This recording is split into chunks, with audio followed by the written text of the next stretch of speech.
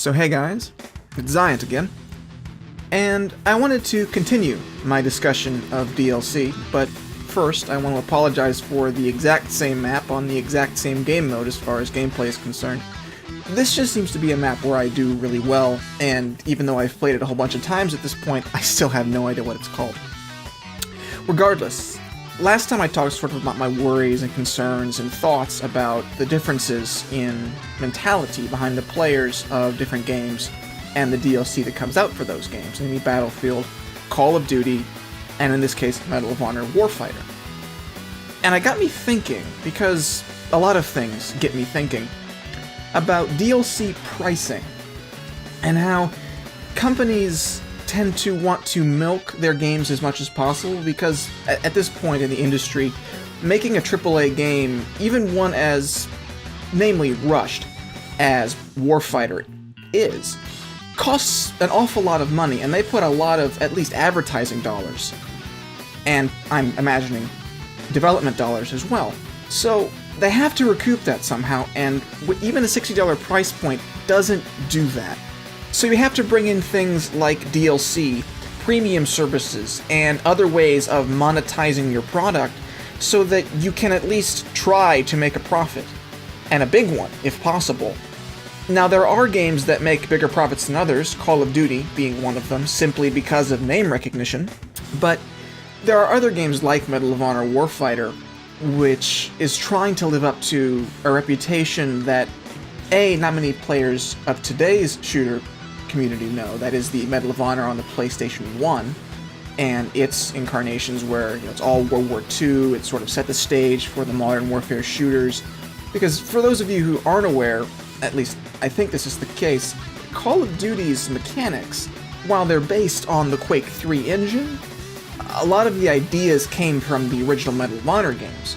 And when Danger Close and DICE rebooted the game in 2010, people were expecting a return to glory. People were expecting there to be this modern take with a very similar, visceral feel to it. What they got was a fairly good single-player campaign as shooter campaigns go, but a very lackluster multiplayer component, where the Medal of Honor multiplayer games, back when in PS2 and PS1 days, when multiplayer was some guys in a room playing, it was still pretty good.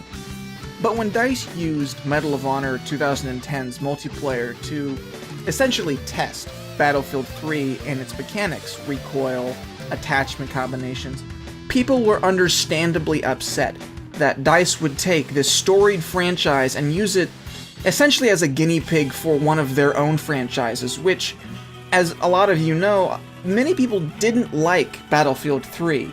It changed too much. The maps were... but that's a topic for another commentary. What I want to talk about is DLC pricing. And when you have things like the Zero Dark 30 map pack, which I think is one of the worst offenders as far as pricing is concerned, I think it should be $5, because it's 2 maps, and that's it. There's no new weapons as far as I know, there's no new game modes, none of it. It's just 2 maps for $10. No, EA. Activision is at least giving you 5 maps for $15. That's $3 a map. You're charging $5 a map. Jim Starling on the Jimquisition has made a point multiple times, and I think it's a good one, that while EA does not pioneer bad industry practices, they take them to their logical conclusion. And in this case, they're doing the same thing. While, yes, there are repackaged maps in Call of Duty DLCs, most notably Modern Warfare 2's, at least Modern Warfare 3's DLC maps were all new, and the one repackaged one they did give you, Terminal, was free. The maps not being very good notwithstanding, you're not paying money for maps you've already played. These are new maps that you have to learn and you can enjoy for at least 1 or 2 play sessions. As far as DLC is concerned from DICE, I've always felt they've gone the extra mile. Even in Medal of Honor 2010, while they were using it as a test, the DLC they put out had a new game mode, and I think there were some new weapons. Battlefield Bad Company 2's one major DLC pack, Vietnam, was almost an entirely new game. Yes, the reloads were about the same length, but the damage was increased. There were completely new maps, new dialogue, music from the period, and new graphics, and all this kind of good stuff. Battlefield 3, despite what you think about the game as a whole, has some pretty good DLC value.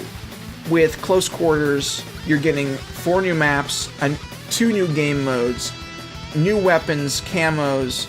You're getting new weapons and camos with Back to Karkin. You're getting new weapons and camos with Armored Kill. You're getting new skins with Aftermath. You're getting new weapons with Aftermath, new challenges. A lot of really cool new stuff with every DLC, and it's only $15 for essentially a lot more value for your game, whereas you could just be paying for maps that you don't know if they're any good or not.